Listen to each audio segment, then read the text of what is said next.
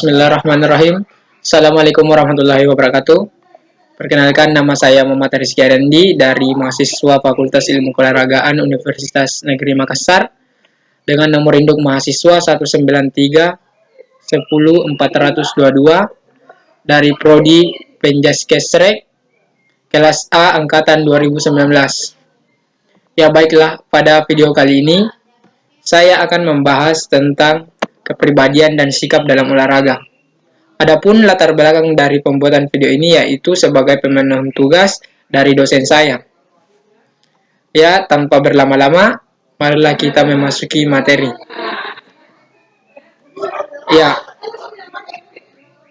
dalam materi ini kita harus memahami apa itu kepribadian. Menurut Darlan, kepribadian merupakan pola khas seseorang dalam berpikir, merasakan dan berperilaku yang relatif stabil dan dapat diperkirakan. Sedangkan menurut Weller, kepribadian merupakan jumlah total kecenderungan bawaan atau herediter dengan berbagai pengaruh dari lingkungan serta pendidikan yang membentuk kondisi kejiwaan seseorang dan mempengaruhi sikapnya terhadap kehidupan. Ya, adapun faktor yang mempengaruhi dari kepribadian tersebut, yaitu yang pertama, faktor biologis. Faktor biologis merupakan faktor yang berhubungan dengan keadaan jasmani, atau seringkali pula disebut faktor fisiologis, seperti keadaan genetik, pencernaan, pernapasan, peredaran darah, kelenjar-kelenjar, saraf, tinggi badan, berat badan, dan sebagainya. Kita mengetahui bahwa keadaan jasmani setiap orang sejak dilahirkan telah menunjukkan adanya perbedaan-perbedaan. Hal ini dapat kita lihat pada setiap bayi yang baru lahir. Ini menunjukkan bahwa sifat-sifat jasmani yang ada pada setiap orang ada yang diperoleh dari keturunan dan ada pula yang merupakan pembawaan anak atau orang itu masing-masing. Keadaan fisik tersebut memainkan peranan yang penting dalam kepribadian seseorang itu sendiri. Ya, faktor yang kedua yaitu faktor sosial.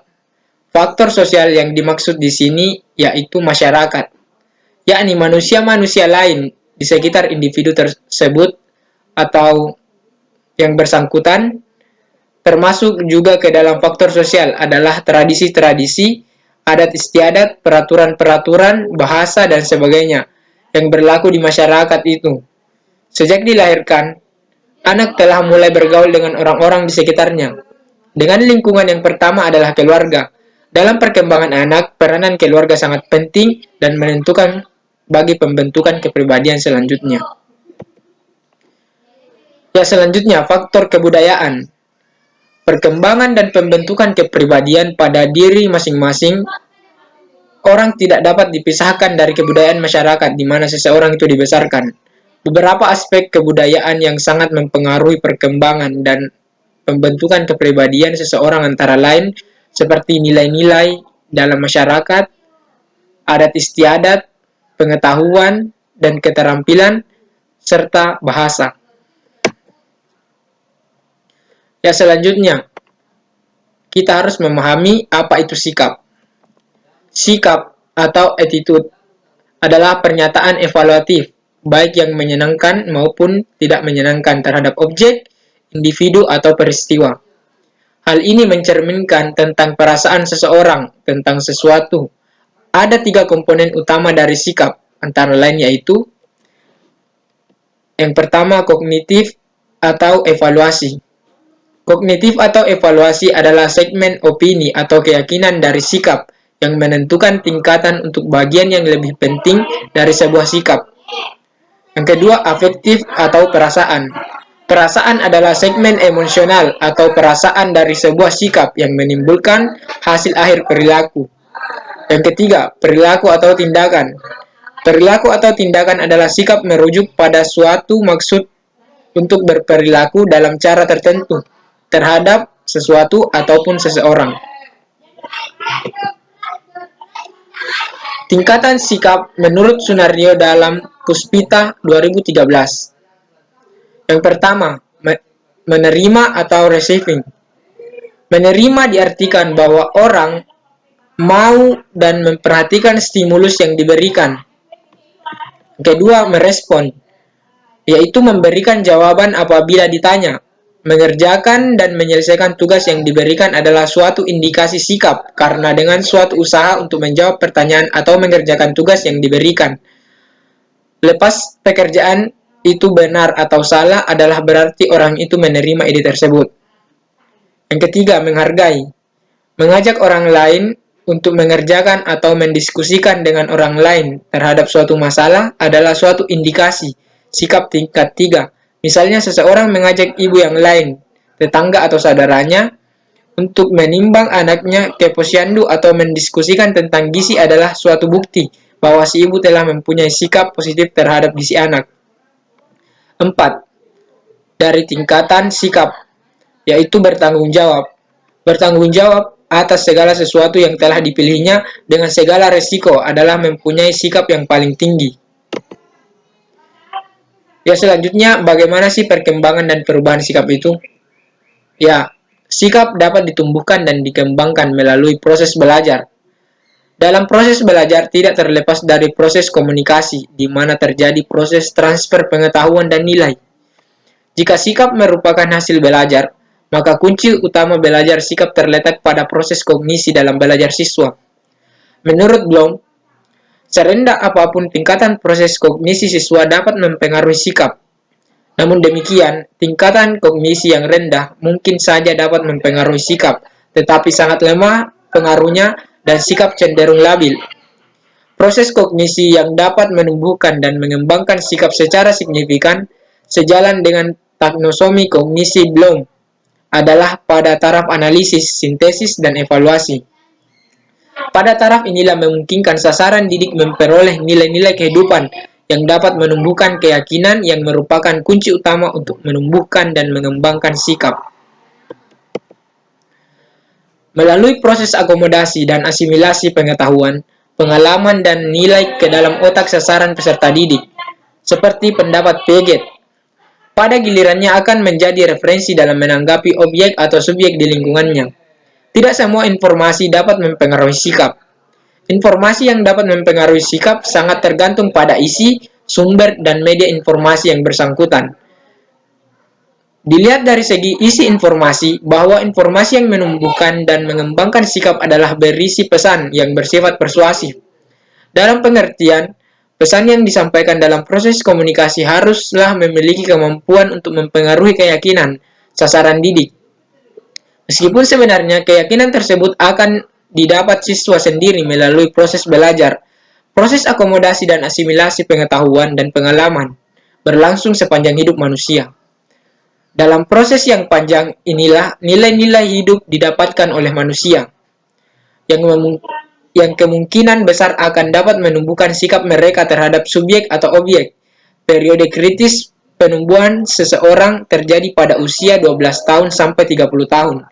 Jika pendapat Sear ini dianut, maka penumbuhan sikap yang paling tepat ketika usia sekolah lanjutan, tingkat pertama atau SLTP, sampai dengan perguruan tinggi. Setelah itu, sikap akan tumbuh melalui belajar dan pengalaman pribadi masing-masing. Perlu dipahami bahwa dalam hidup belajar lebih banyak ditentukan oleh diri sendiri daripada di bangku sekolah. Namun demikian, sudah menjadi kewajiban bagi sekolah untuk menumbuhkan sikap dasar yang bermanfaat bagi hidup sasaran peserta didik. Ya, adapun faktor-faktor yang mempengaruhi pembentukan sikap. Yang pertama yaitu pengalaman pribadi. Dasar pembentukan sikap adalah pengalaman pribadi harus meninggalkan kesan yang kuat. Sikap mudah terbentuk jika melibatkan faktor emosional. Yang kedua, faktor kebudayaan. Pembentukan sikap tergantung pada kebudayaan tempat individu tersebut dibesarkan. Contohnya, yaitu pada sikap orang kota dan orang desa terhadap kebebasan dalam pergaulan. Yang ketiga, faktor orang lain yang dianggap penting. Faktor orang lain yang dianggap penting yaitu orang-orang yang diharapkan persetujuannya bagi setiap gerak tingkah laku dan opini kita. Orang yang tidak ingin dikecewakan dan yang berarti khusus, misalnya itu orang tua, pacar, suami atau istri, teman dekat, guru, pemimpin. Umumnya individu tersebut akan memiliki sikap yang searah atau konformis dengan orang yang dianggap penting. Faktor yang keempat yang mempengaruhi sikap yaitu media massa. Media massa berupa media cetak dan elektronik. Dalam penyampaian pesan, media massa membawa pesan-pesan sugestif yang dapat mempengaruhi opini kita. Jika pesan sugestif yang disampaikan cukup kuat, maka akan memberi dasar afektif dalam menilai sesuatu hal sehingga membentuk sikap tertentu. Ada faktor yang kelima, yaitu institusi atau lembaga pendidikan dan agama. Institusi yang berfungsi meletakkan dasar pengertian dan konsep moral dalam diri individu, pemahaman baik dan buruk, salah atau benar, yang menentukan sistem kepercayaan seseorang sehingga ikut berperan dalam menentukan sikap seseorang itu sendiri. Ya, yang keenam, faktor emosional. Suatu sikap yang dilandasi oleh emosi, yang fungsinya sebagai semacam penyaluran frustasi atau pengalihan bentuk mekanisme pertahanan ego, dapat bersifat sementara ataupun menetap, atau persisten atau tahan lama. Contohnya prasangka, yaitu sikap tidak toleran atau tidak fair.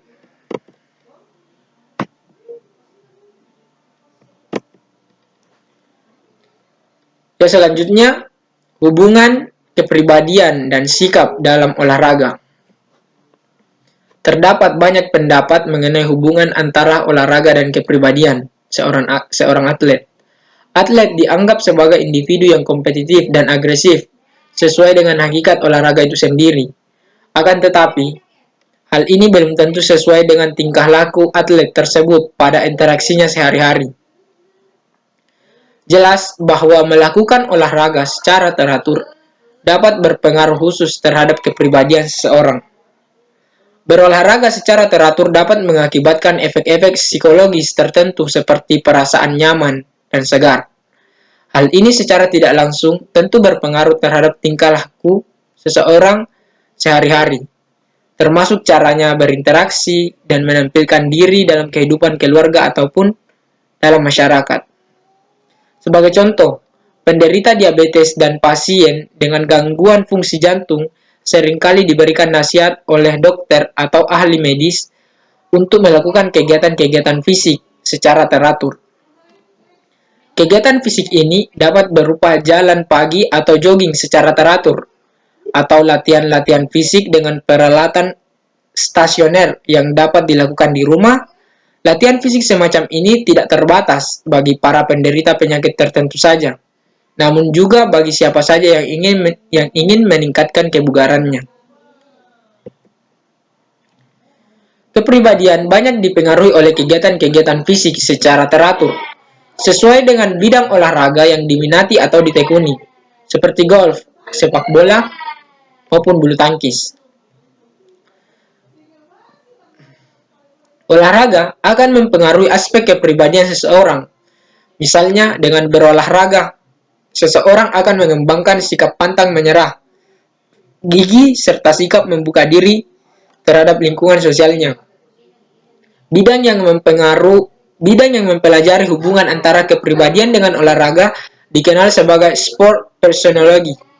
Seperti telah disinggung di atas, pengaruh timbal balik antara kepribadian dan prestasi seorang atlet dalam bidang olahraga yang ditekuninya memunculkan banyak perdebatan ataupun pendapat di antara para psikolog olahraga.